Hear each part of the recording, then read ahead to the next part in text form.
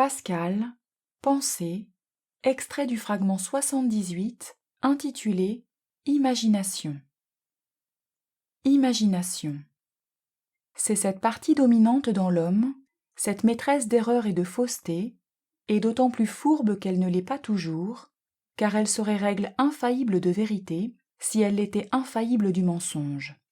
Mais étant le plus souvent fausse, elle ne donne aucune marque de sa qualité, marquant du même caractère le vrai et le faux. Je ne parle pas des fous, je parle des plus sages, et c'est parmi eux que l'imagination a le grand droit de persuader les hommes. La raison a beau crier, elle ne peut mettre le prix aux choses. Cette superbe puissance ennemie de la raison, qui se plaît à la contrôler et à la dominer pour montrer combien elle peut en toutes choses, a établi dans l'homme une seconde nature.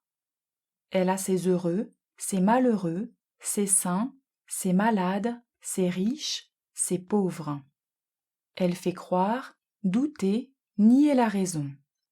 Elle suspend les sens, elle les fait sentir. Elle a ses fous et ses sages, et rien ne nous dépite davantage que de voir qu'elle remplit ses hôtes d'une satisfaction bien autrement pleine et entière que la raison. Les habiles par imagination se plaisent tout autrement à eux-mêmes que les prudents ne se peuvent raisonnablement plaire. Ils regardent les gens avec empire, ils disputent avec hardiesse et confiance, les autres avec crainte et défiance.